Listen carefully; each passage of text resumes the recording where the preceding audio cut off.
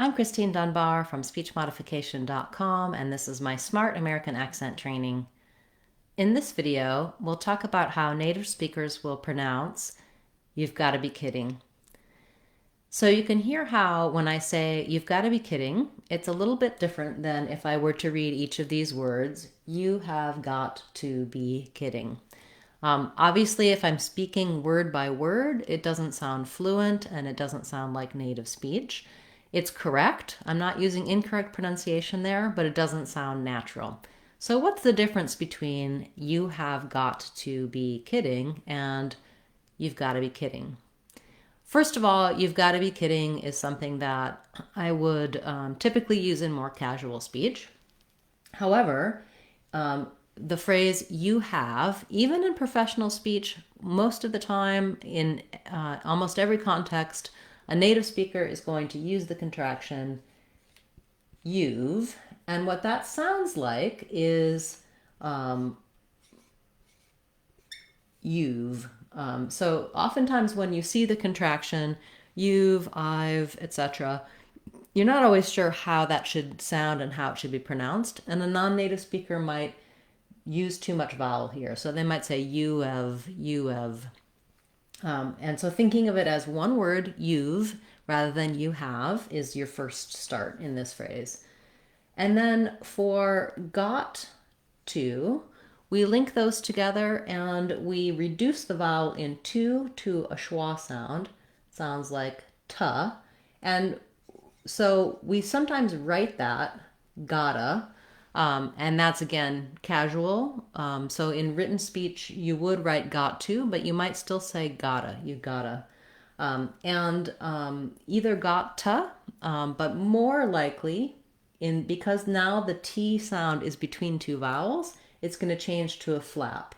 So it's going to sound like "gotta." You've gotta. So I've rewritten the vowel here of letter O says vowel ah. So this alternative spelling is to help you really focus in on the sounds that you're hearing in "you've got to be kidding," so that you're not influenced by the way the words are spelled. So that's another way of looking at the sounds and thinking about fooling your brain into pronouncing these the new way, the linked and reduced way that we have for native speech. So now we have "you've gotta," "you've gotta be kidding." So the B doesn't change. So I'll write that here.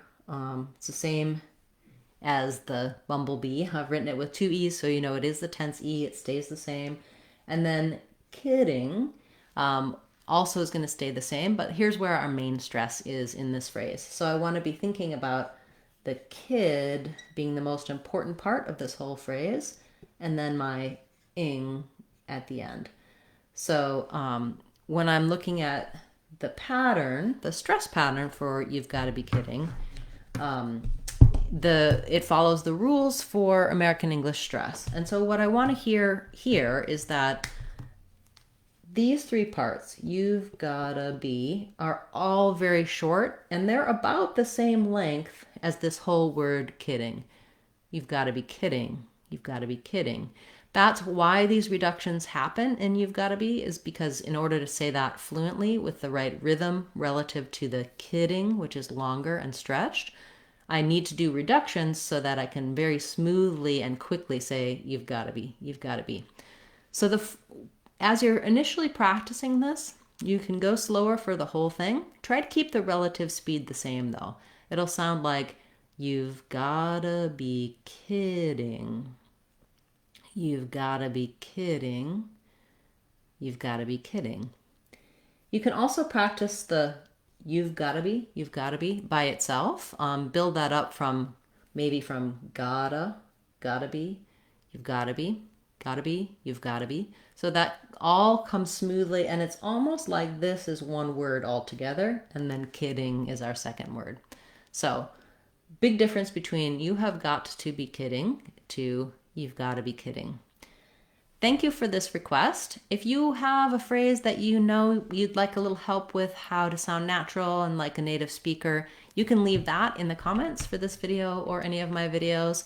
Also check out our Real Talk course on speechmodification.com that walks through lots of phrases and how you can use this technique of reductions and linking to sound more like a native speaker. It helps you break down ordinary sentences, common words and phrases, and it also uses TV and movies and teaches you how to use TV and movies to listen for what I call real talk or our reduced linked native speech.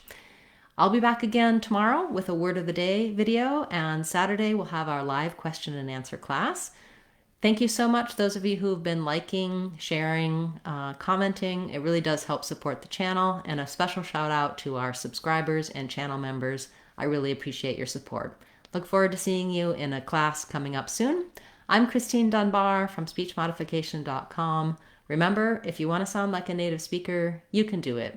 speechmodification.com. Bye everyone. Hope to see you again soon.